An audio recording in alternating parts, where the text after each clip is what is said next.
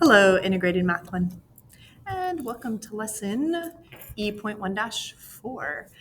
We'll discuss a little bit more about inequalities and solving linear inequalities in one variable in just a minute. But before we do, let's kind of do a little bit of an introduction here, a little bit of model and discuss.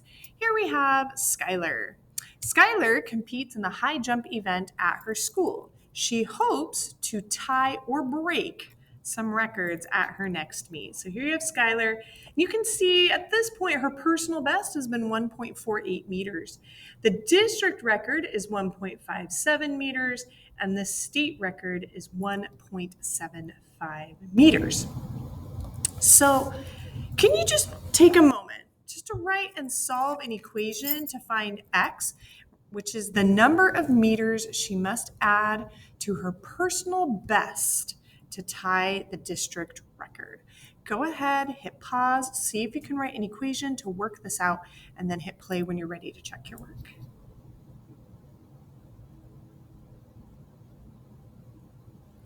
So let's see, her personal best was, let me write that down. Her personal best was 1.48 meters, right? And we want to add, it says the meter she has to add on, we're gonna add on X meters to hopefully get to the district record, which is 1.57 meters.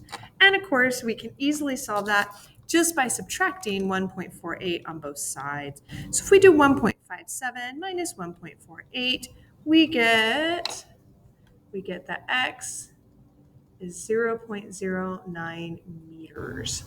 So that's how much she would have to add onto her record, her personal best, I should say, to tie the district record. But now we're going to go in a slightly different direction here. Let's rewrite our equation as an inequality.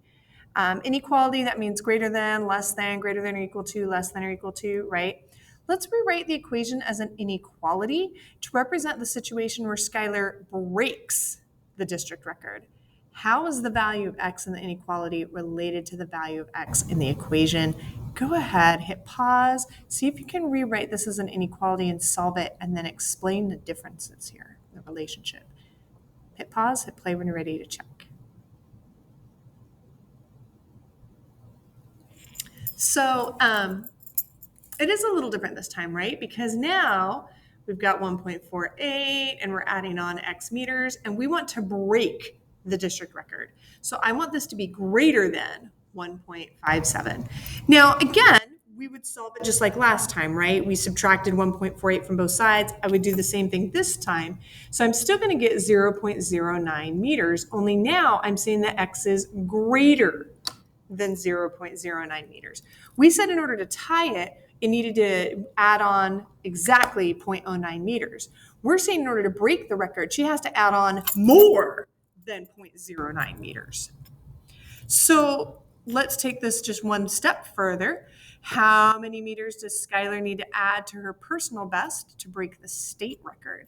Hit pause, work that out, hit play when you're ready to check your work. So my thought on this was like, okay, now we want to break the state record. So we're going to do 1.48. Shall we use an x again? Why not? You could use a different variable if you like, but we're going to say plus x. Only now we want it to be greater than the state record, which is 1.75.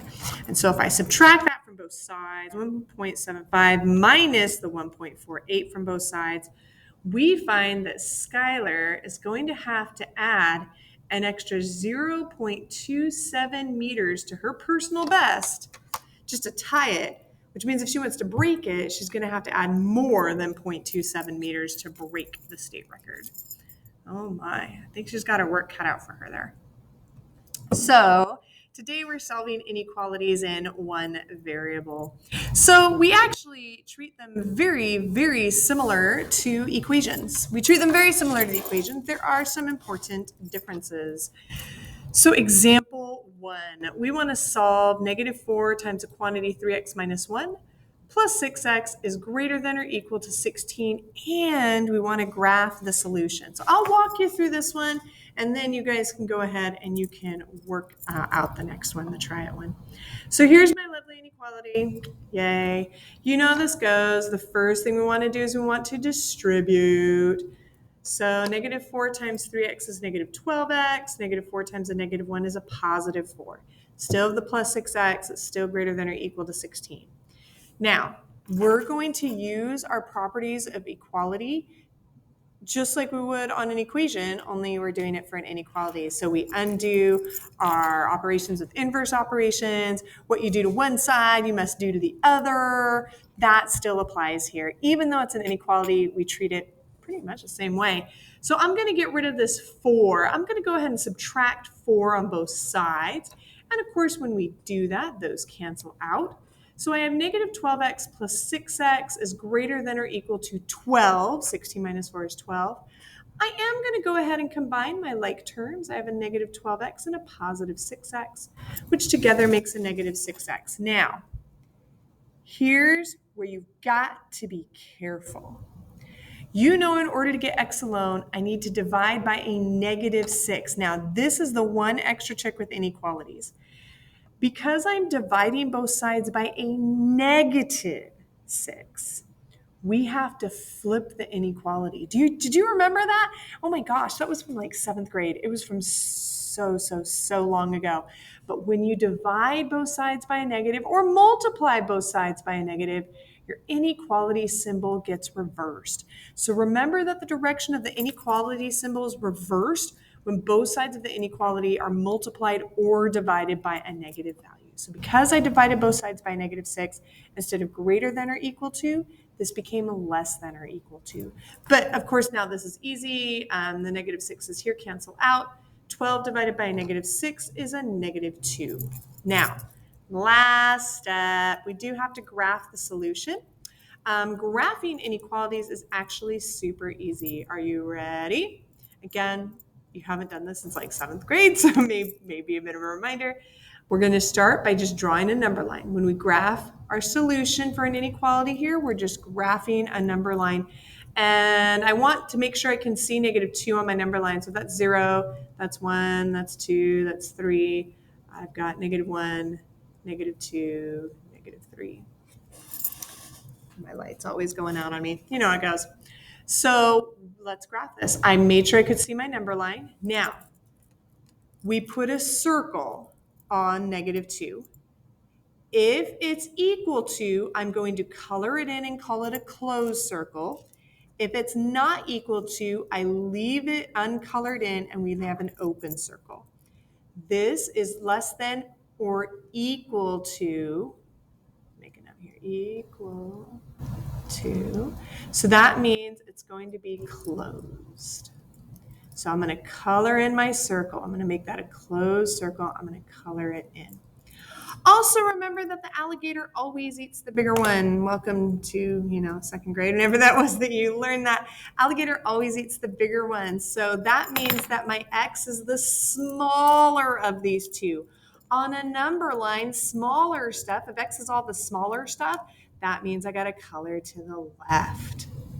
So because x is all the smaller stuff, I'm just going to color to the left. And I'm going to make a big arrow so that we know it's going forever to the left. So I made a big arrow for that. Yay. And there we go. We graphed the solution.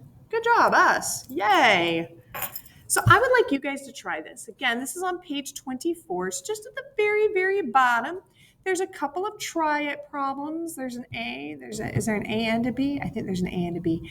Go ahead and try the try it problems on number 1. I'd like you to solve each inequality and graph the solution. Go ahead, hit pause, work these out, and then hit play when you're ready to check your work.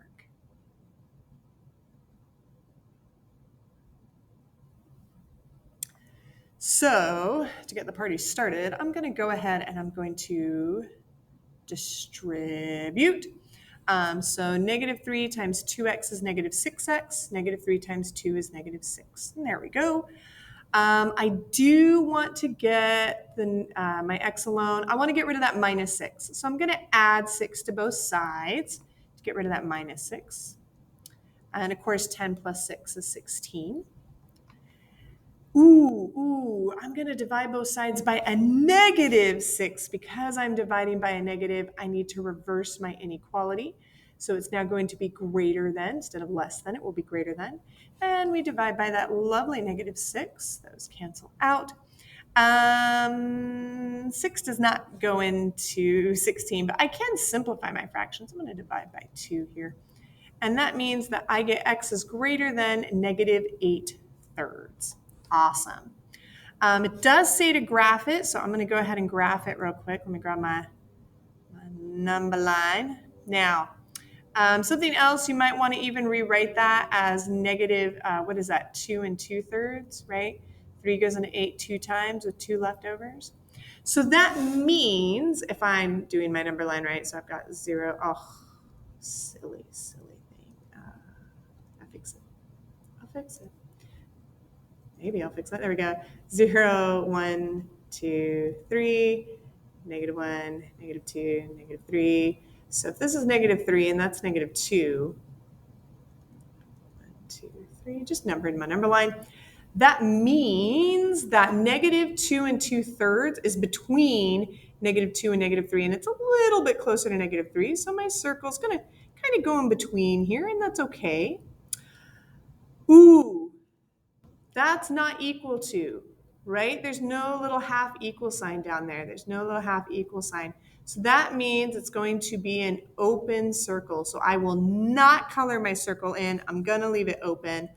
And it says x is greater than, alligator eats the bigger one. X is the bigger one this time. On a number line, the bigger guy gets colored off to the right. That's the bigger one. I'm going to color to the right. Nice big arrow. So I'm like, hey, it goes to the right forever and ever and ever. Yay. Made it nice and thick so it's obvious where I'm going. For part B, hopefully you tried this one out as well. If you haven't, hit pause, try it out, and then hit play to check your work. But if you've already tried it, I'm going to keep going. Again, I'm going to distribute. So 2 times 4 is 8. 2 times a -2x is -4x, which is all greater than 1. I'm going to go ahead and subtract 8 from both sides. Those cancel out because remember that's a positive 8. So I'm going to go ahead and subtract 8 from both sides. 1 minus 8 is a -7. I do need to get my x alone. I'm going to divide by a -4. And because I'm dividing by a negative, I do have to flip my inequality. If you're dividing by a positive, you don't flip the inequality. But because I'm dividing with that negative, I'm going to go ahead and flip it around. So instead of greater than, it becomes less than. Of course, these cancel out. And negative divided by a negative is a positive 7/4. And if you want to rewrite that as 1 3/4, that might make it easier to graph because we do have to graph it. So I'm going to make my number line. Again, 0, 1, 2, 3, -1, -2, -3. All right. I know I'm going to put a circle at 1 3/4. So that's not quite to 2. So it's past 1 and not quite to 2. Open circle because there's no half equal sign. So I'm going to make an open circle over here. It's not perfect, but you get the idea. Alligator eats the bigger one. So x is the smaller of these two. X is all the smaller numbers. Smaller numbers are to the left. So I'm going to color to the left. Woo. Coloring. I'm coloring. Big arrow so that we know we go forever and ever and ever to the left. Forever. I feel like I didn't color over here very well. So open circle this time. I didn't color it in and we colored off to the left. Hooray.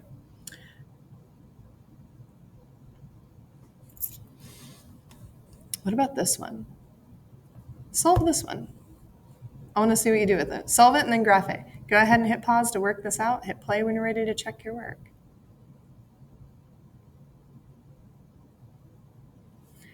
I hope you didn't let the fact that there are variables on both sides get to you. You know how to manage this mess. If you have variables on both sides, move one over. So I'm going to subtract 1.5x to move it over, and that'll cancel out on that side. 3.5x minus 1.5x is 2x. I also subtracted 19 on both sides. Again, I'm just trying to collect my like terms on the same side. Negative 7 minus 19 is a negative 26. So watch your negatives, be careful. I do need to divide both sides by 2, but check it out. I'm dividing by a positive this time, so I don't flip my inequality. And I'm just going to say that x, that wasn't drawn very well. I'm going to erase that a little bit. So we divide both sides by a positive 2. Now, because I was dividing by a positive 2, I did not flip the inequality. So these cancel out. Negative 26 divided by 2 is a negative 13. So I have x is greater than or equal to negative 13.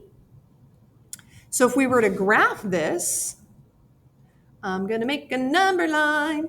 Now, in this case, I have to make sure I can see negative 13 on my number line. So you can make as many of these numbers as you like. This is really badly done. Pretend like I did a better job. Thanks. But I just need to make sure I can see negative 13 on my graph. If you want to put a few other numbers in there, that's cool. Like it's negative 11, and you're like, that's negative 15. I just want to make sure I can see negative 13.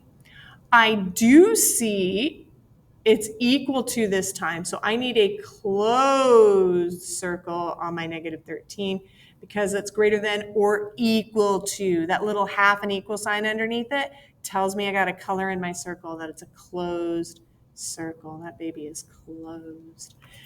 Alligator eats the bigger one. X is the bigger one then. So if X is all the bigger numbers, I need to color to the right. If X is bigger numbers, I color to the right. Big arrow. So we know I'm going that way forever and ever, and maybe do a better job on my coloring. You get the idea. Yay, us. Good job, us. So I got another one for you to try. Try it out. Hit pause. This is page 25. A little try it problem underneath the example we just did. Hit pause, work it out. Hit play when you're ready to check your work.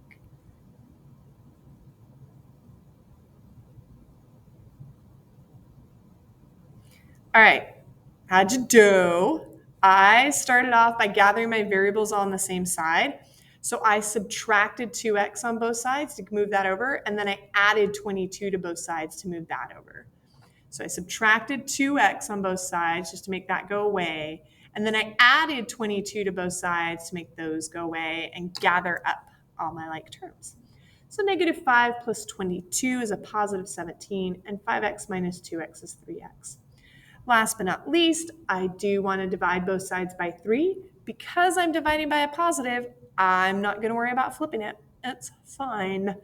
It does mean we get a fraction-y answer, and that's okay. That's not a big deal. If you want, you can rewrite that. Let's see. 3 goes into 17 5 times, but 3 times 5 is 15, so I have 2 leftovers.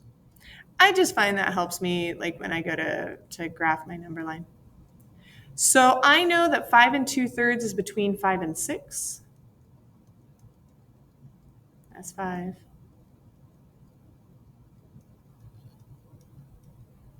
There's a negative 5. So 5 2/3, it's more than 5.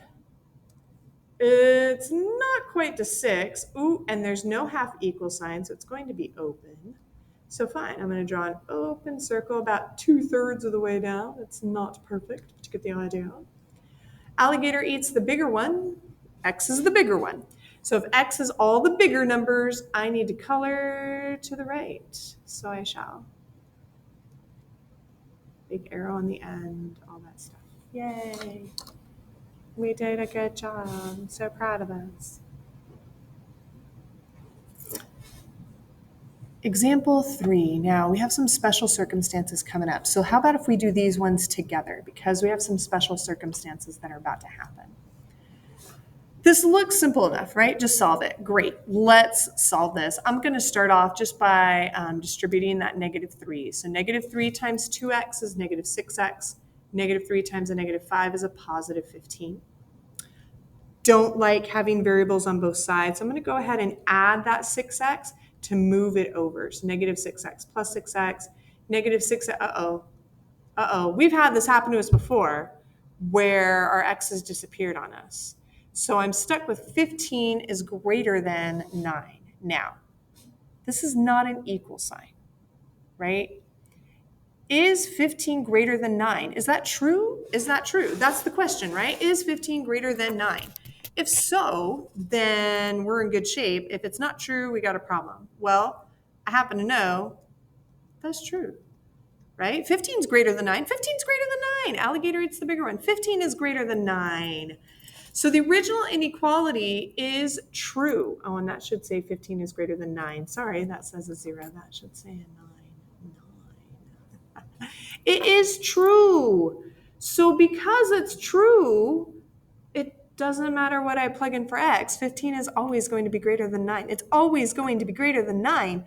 So this inequality is true for any value of x. Now, we don't say it's an identity this time because there's no equal sign, but I will say all real numbers are the solution.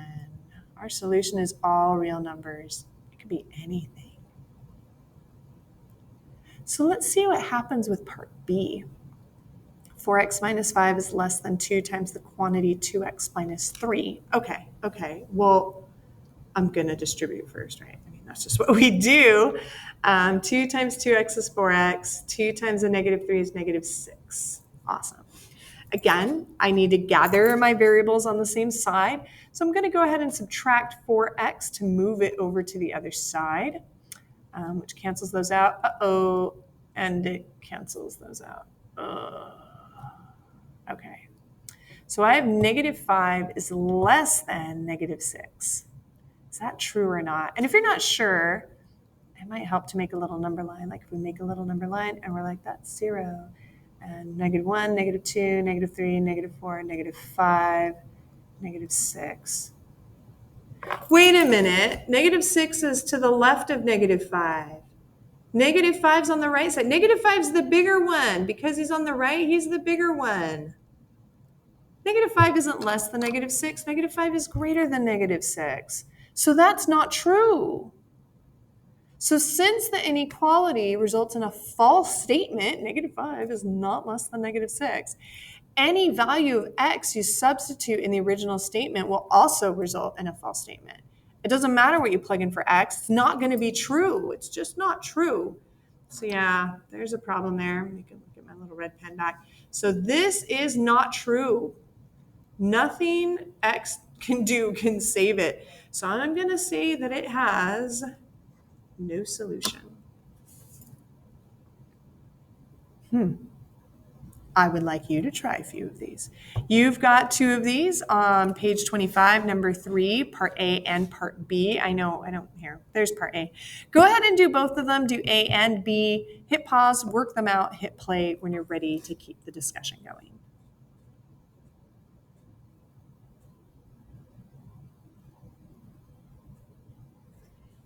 All right. You know how this goes. I'm going to distribute first. So negative 2 times 4x is negative 8x. Negative 2 times a negative 2 is a positive 4. I'm going to go ahead and add 8x here to move it to the other side. Ugh, it results in all of my x's dying. It's so sad. And I have 4 is less than 4. Wait a minute. 4 isn't less than 4. 4 is equal to 4. Aha! That's not true. Not true. Ooh, that's a false statement. Which means, since it's a false statement, there is no solution. Fine. Let's do B. Again, I'm going to distribute first. So negative 3 times 2x is a negative 6x. Negative 3 times 1 is a negative 3. I am going to add 6x to move that guy over. To cancel those out, but it also cancels those guys out. Negative 5 is less than negative 3. Now, I know some of y'all struggle with the negative, so I'm going to draw a little number line here, and we're going to see which one's on the right. Remember, the number on the right is always the bigger number. The number on the right is always the bigger number. So there's 0, 1, 2, 3, 4, 5, 6, 7, whatever. Okay. Negative 3 is on the right, so negative 3 should be the bigger number. Alligator eats the bigger one. Oh, yeah, alligator eats the bigger one. It's eating negative 3. Negative 3 is the bigger number. Awesome. So I'm going to be like, all right, we're good. That's true. I'm okay with that. So since this is a true statement, this means my solution is all real numbers. So because it's always true, all the real numbers are solutions. This first one, it's not true, so there is no solution. One last example. Real world stuff, right? We always got to do the real world stuff. Derek. We're on page 26, or an example for Derek. Derek wants to order some roses online. For what number of roses is it less expensive to order from florist A? What about florist B? So I've got florist A, where it's $4.75 per blue rose plus a $40 delivery charge. Florist B is $5.15 per red rose plus a $25 delivery charge.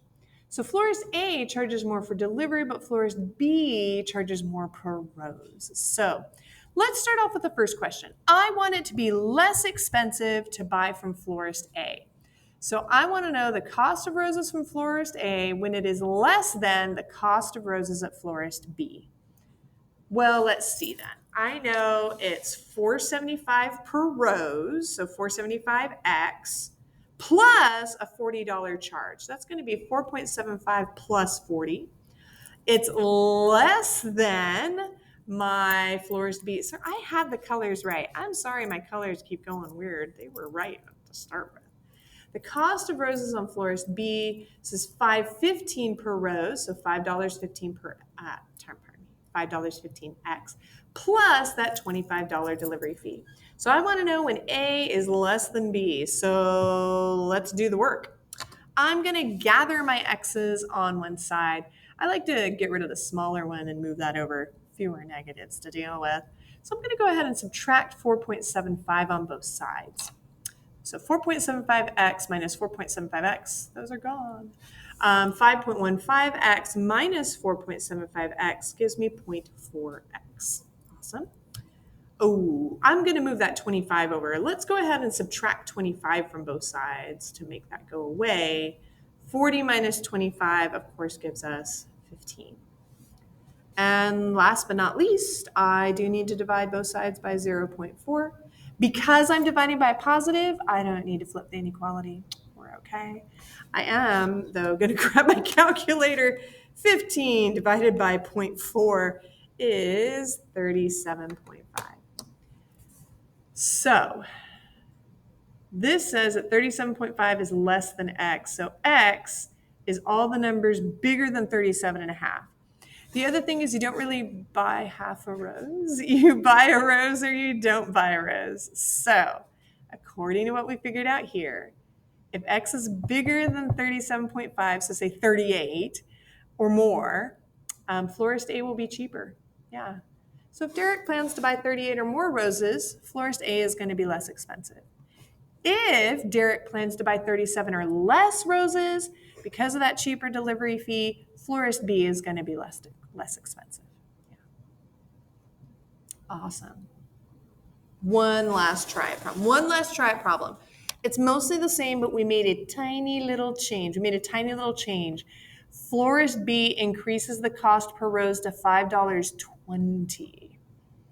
How does that change things? Go ahead, hit pause, work this out, hit play when you're ready to check your work. So again, let's start with florist A being less than florist B. Awesome. Florist A is still going to be $4.75 per rose plus the $40 charge, but B has now changed. B is now $5.20 per rose plus the $25 delivery charge. Again, I'm going to subtract that 4.75x from both sides just so that these will cancel out. And 520 minus 475, that's changed things because that's now 0.45x. Again, I will subtract 25 from both sides. So we'll do that, and that's gone. And again, 45 minus 25 is 15, so that stayed the same. And let's divide both sides by 0.45. Don't need to flip it because it's positive, so I'm not worried about flipping my inequality. And I do want a calculator. 15 divided by 0.45 equals 33 and a third. So it has changed things. If Derek plans to buy 34 or more roses, florist A is more expensive. Pardon me, florist A is less expensive. If Derek plans to buy 33 or fewer roses, florist B is going to be the less expensive way to go.